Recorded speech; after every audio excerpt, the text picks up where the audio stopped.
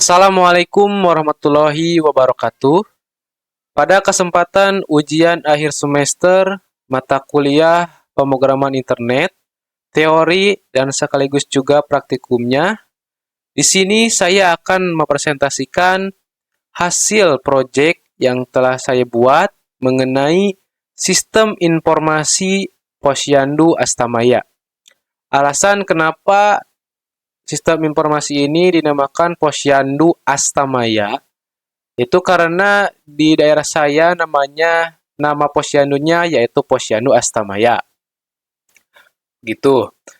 Oke, dengan saya sendiri yaitu Muhammad Ridwan dengan NIM 2303010079.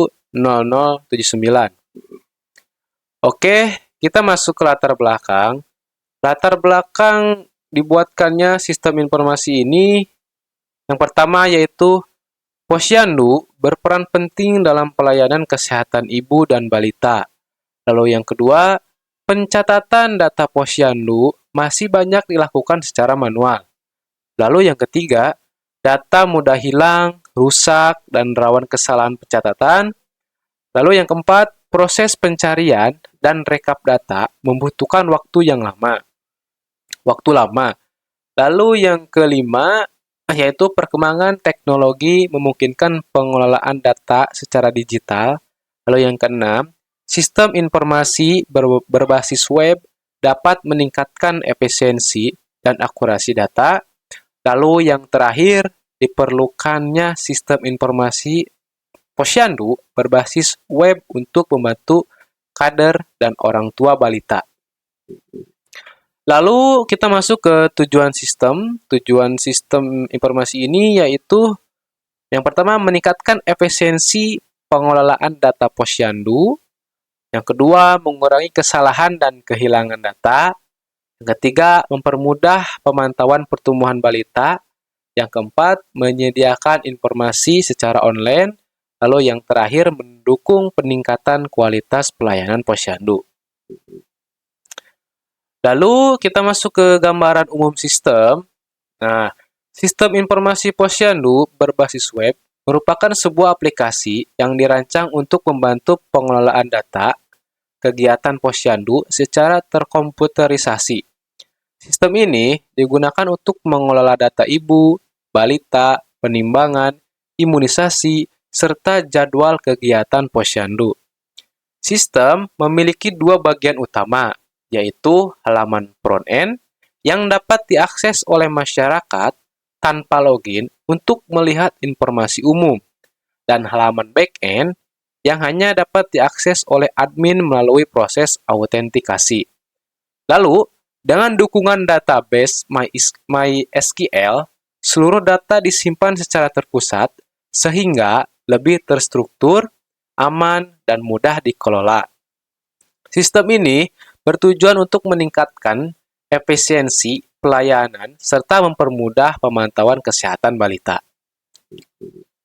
Lalu kita masuk ke teknologi yang digunakan dalam pembuatan sistem informasi ini, yaitu ada HTML, CSS, JavaScript, PHP, lalu MySQL.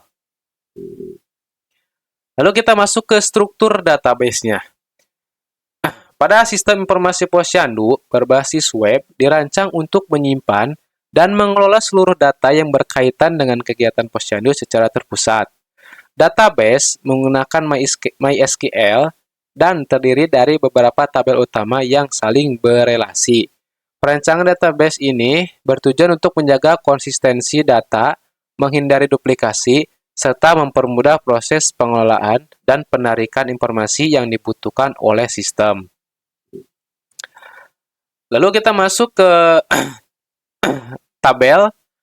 Untuk tabel database-nya, yang pertama yaitu tabel user. Di tabel user digunakan untuk menyimpan data akun pengguna sistem. Tabel ini berperan dalam proses autentikasi dan pengaturan hak akses. Data yang disimpan meliputi informasi username, password, dan peran pengguna, sehingga sistem dapat membedakan akses antara admin dan user. Lalu yang kedua yaitu tabel ibu. Nah, ini tabel ibu ini berfungsi untuk menyimpan data identitas ibu atau orang tua balita yang terdaftar di Posyandu. Data pada tabel ini menjadi data induk yang terhubung dengan tabel balita. Dengan adanya tabel ini, satu ibu dapat memiliki lebih dari satu data balita. Lalu yang ketiga yaitu tabel balita. Nah, ini di tabel balita ini digunakan untuk menyimpan data identitas balita yang mengikuti kegiatan Posyandu. Lalu tabel ini menjadi pusat relasi karena terhubung dengan tabel penimbangan dan imunisasi. Jadi setiap data balita terhubung dengan data ibu sebagai penanggung jawab. Lalu masuk ke tabel jadwal Posyandu. Di tabel jadwal Posyandu ini digunakan untuk menyimpan informasi mengenai jadwal kegiatan Posyandu, seperti tanggal dan keterangan kegiatan. Data pada tabel ini ditampilkan kepada pengguna agar masyarakat dapat mengetahui waktu pelaksanaan kegiatan Posyandu. Yang kelima yaitu tabel penimbangan. Tabel penimbangan digunakan untuk menyimpan hasil penimbangan balita yang dilakukan secara berkala. Data yang tersimpan yaitu meliputi berat badan balita, tinggi badan balita, dan tanggal pemeriksaannya. Tabel ini berelasi dengan tabel balita untuk menyimpan riwayat pertumbuhan setiap balita. Yang keenam yaitu tabel imunisasi. Nah, di tabel ini berfungsi untuk mencatat data imunisasi yang diterima oleh balita, dan data ini digunakan untuk memantau kelengkapan imunisasi dan memastikan setiap balita mendapatkan imunisasi sesuai jadwalnya. Lalu yang ketujuh yaitu tabel makanan sehat. Nah, ini di tabel ini digunakan untuk menyimpan informasi rekomendasi makanan bergizi untuk balita. Nah, informasi ini ditampilkan kepada pengguna sebagai media edukasi gizi dan pendukung pemenuhan kebutuhan nutrisi balita. Lalu kita masuk ke fitur front end. Nah, di halaman utama, ini adalah tampilan awal pada sistem informasi Posyandu berbasis web yang dapat diakses oleh pengguna tanpa login. Nah, di halaman ini menampilkan informasi umum mengenai Posyandu, seperti identitas Posyandu, layanan yang tersedia, serta informasi kegiatan yang akan dilaksanakan. Nah, lalu ada navigasi bar yang berfungsi sebagai menu navigasi utama yang memudahkan pengguna dalam mengakses berbagai halaman seperti beranda, layanan, jadwal, dan fitur login atau pendaftaran. Lalu dengan adanya navigation bar, pengguna dapat berpindah halaman dengan mudah dan cepat. Nah, kita masuk ke halaman login. Di halaman login, ini digunakan sebagai proses autentikasi pengguna sebelum mengakses fitur lanjutan dalam sistem. Pada halaman ini, pengguna memasukkan username dan password yang kemudian diverifikasi oleh sistem. Apabila data sesuai, pengguna akan diarahkan ke halaman dashboard sesuai dengan hak aksesnya. Selanjutnya kita masuk ke halaman beranda user. Beranda user merupakan halaman utama yang ditampilkan setelah pengguna berhasil melakukan login ke dalam sistem. Halaman ini berfungsi untuk menampilkan ringkasan informasi penting terkait data balita secara cepat dan terpusat.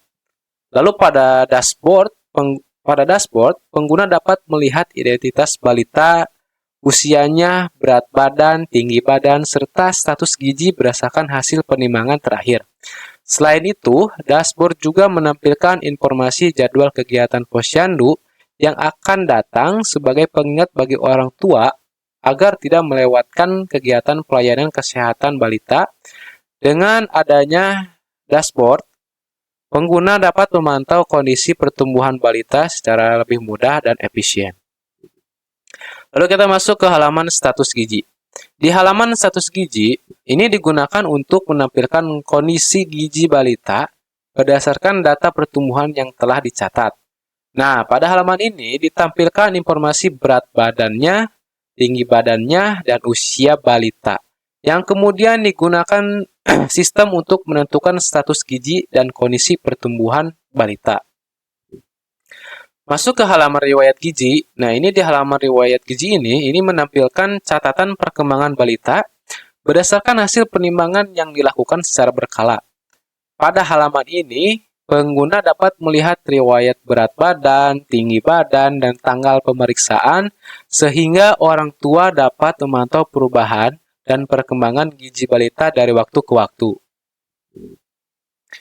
Nah, kita masuk ke makanan sehat.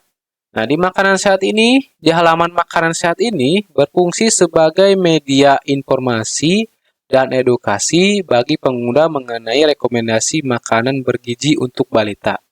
Nah, di halaman ini ditampilkan berbagai jenis makanan sehat beserta penjelasan singkatnya yang dapat dijadikan panduan oleh orang tua dalam memenuhi kebutuhan gizi balita. Kita masuk ke halaman jadwal. Nah, di halaman jadwal ini, itu berfungsi untuk menampilkan informasi kegiatan posyandu yang telah dijadwalkan.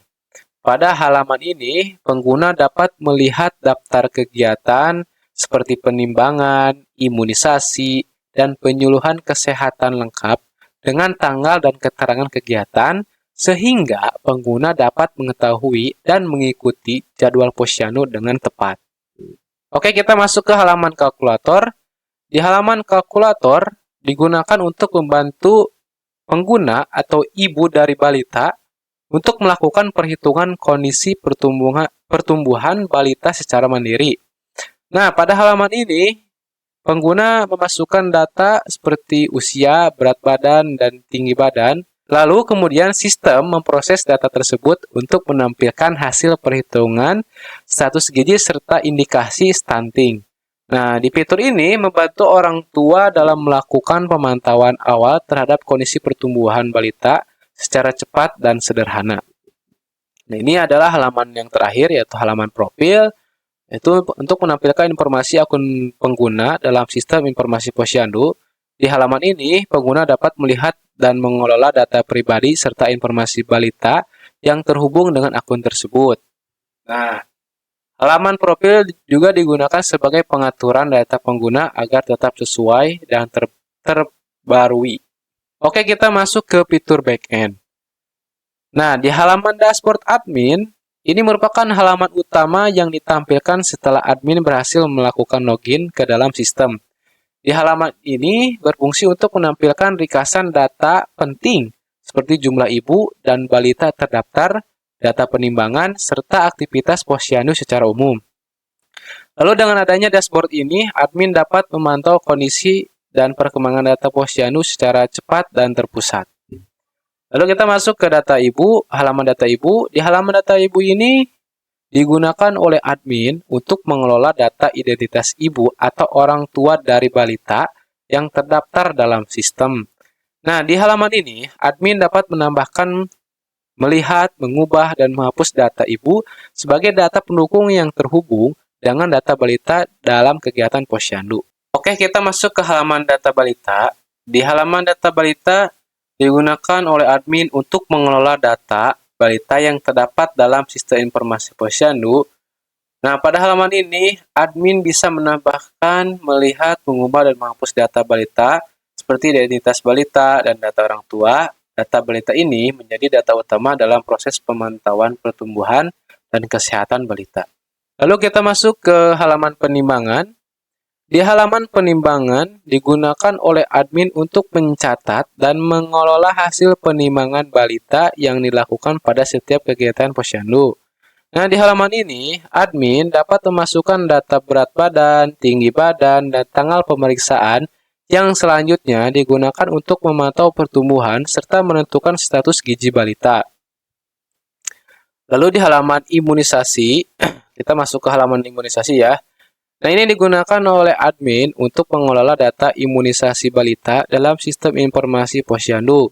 Nah, pada halaman ini, admin dapat mencatat jenis imunisasi, tanggal pelaksanaan, serta balita yang menerima imunisasi, sehingga kelengkapan imunisasi balita dapat dipantau dengan baik. Nah, kita masuk ke halaman makanan sehat. Nah, di halaman makanan sehat, oleh admin digunakan untuk mengelola informasi dan rekomendasi makanan bergizi bagi balita. Nah, di halaman ini, admin dapat menambahkan, mengubah, dan menghapus data makanan sehat yang akan ditampilkan kepada pengguna sebagai media edukasi gizi balita.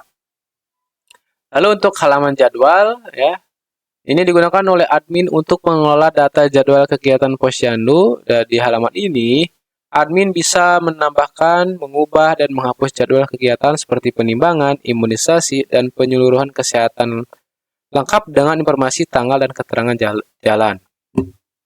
Nah, baik, mungkin kita langsung saja masuk ke sistem informasinya. Baik, ini adalah sistem informasi Posyandu Astamaya. Di sini ada ucapan selamat datang, lalu ada tentang Posyandu, ada layanan kesehatan, ada kart-kart di sini, ada kart penimbangan, imunisasi, vitamin A, konsultasi. Lalu ada jadwal Posyandu mendatang, lalu ada rekomendasi sehat, rekomendasi makanan sehat untuk balita. Dan ini di sini ada cek status gizi balita. Nah, di sini apabila si user mengklik navigasi bar akan auto scroll. Oke, kita coba untuk melakukan pendaftaran dulu akun ya. Tadi kita sudah mendaftarkan namanya Leni ya, berarti jangan Leni lagi. Coba Dina. Lalu untuk emailnya dina12@gmail.com. Ini Dina12. Oke, ini passwordnya 1 sampai 6.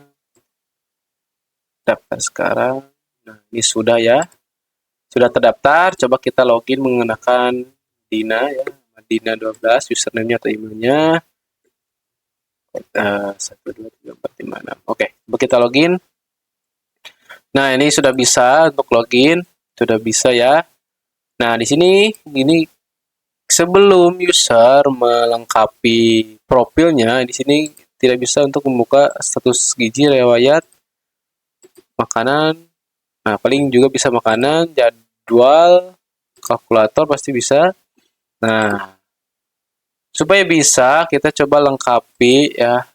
Lengkapi profil, nama lengkap Dina Dini misalnya ya. Ini 11111, misalnya Cijulang. Cijulang. Itu nomor HP-nya, coba kita simpan profil.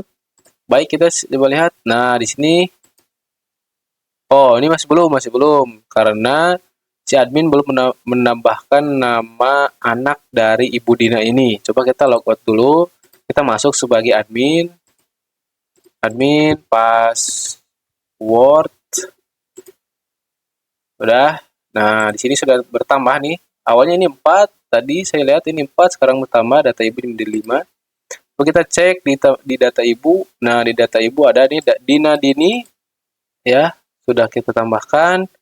Lalu kita masukkan nama si anak dari si Ibu Dini ya. Namanya Dono. Nah, untuk nick-nya 111. Ini tanggal lahirnya ini 12/18/2025. Untuk jenis kelaminnya laki ya, masa nama Dono perempuan, tapi nggak tahu ya. Nah, ini sudah ya. Sudah tertambah, data berhasil ditambahkan. Nah, coba kita lihat di bagian si user. Dina 12.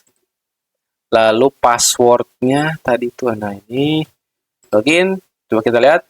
Nah, karena si admin sudah menambahkan data balita dari si Ibu Dina, nah ini untuk nama si Dono ya, nama anaknya jadi Ibu Dina, ada berat, tinggi.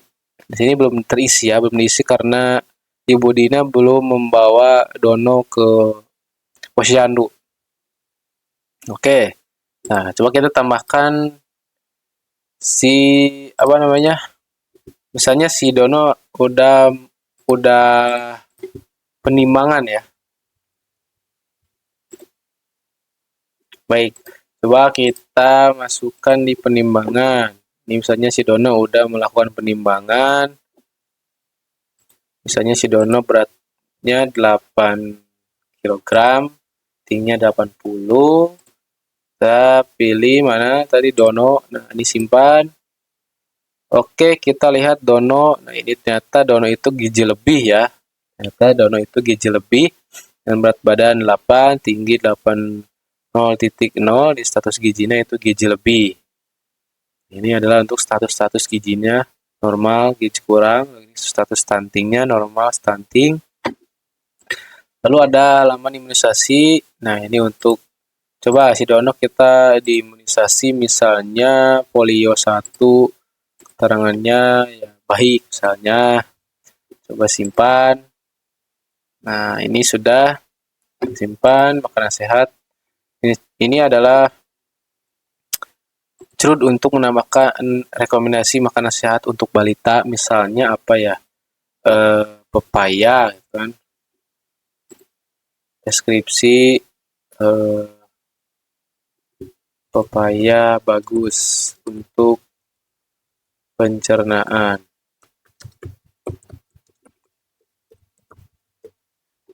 Kalorinya misalnya ini cuma contoh. Ini untuk anak 12 bulan setahun. Dah, kita makan, ini juga jadwal kegiatan bisa, misalnya kegiatannya kita isikan dulu bulannya hari 2026, waktunya dari 09 misalnya sampai 10.09. Gimana sih penulisannya? Oh, 09.200 10.200. Ini kegiatannya yaitu rapat, rapat imunisasi misalnya. Jadi misalnya di tempat di Posyandu Astamaya membawa buku Posyandu, simpan. Nah, sudah ditambahkan ya. Nah, ini statusnya mendatang. Ini sudah selesai karena sudah melewati ya. Sekarang tanggal 23, jadi 21 sudah melewati ya. Ini masih lama, 18 Desember. Coba kita cek di user. Mana kita? Dina 12. Passwordnya 1, 2, 3, 4. Oke, coba. Nah, ini di sini sudah muncul ya. Si admin sudah menambahkan data berat badan dari si Dono ya. Ini 8 kg, 80, tingginya 8 kilogram untuk berat badan si Dono. Ini riwayat penimbangannya. Sini ada grafik status gizinya. Nah, ini untuk status gizi dari si Dono ya. Dan udah riwayat imunisasi yaitu polio 1. Nah, di sini ada rekomendasi, perhatikan asupan gizi yang seimbang, konsultasikan dengan kalian atau tenaga kesehatan. Oke, bentar, di sini ada, karena kan si Ibu Dina itu mungkin nggak pasti bakalan, atau mungkin Ibu Dina itu mempunyai satu lebih anak gitu ya, bukan satu doang. Nah, di sini ada datanya. Misalnya kalau di sini ada 2 anak dan 1 ibu ya. Ini bisa diklik. Lalu, nah ini adalah fitur yang saya pikirkan ya. Ini adalah fitur untuk mengkalkulasikan gizi. Misalnya, gizi umur bulannya 12 bulan, laki-laki, berat badannya 8.0, terus 80. Coba statusnya apa? Statusnya gizinya normal, status stuntingnya normal. Terus ada rekomendasi status kesehatan balita baik, lanjutkan pola asuh dan nutrisi yang ada. Oke, mungkin sekian presentasi dari saya. Mohon maaf bila ada kesalahan atau kata-kata yang tidak jelas. Terima kasih. Wassalamualaikum warahmatullahi wabarakatuh.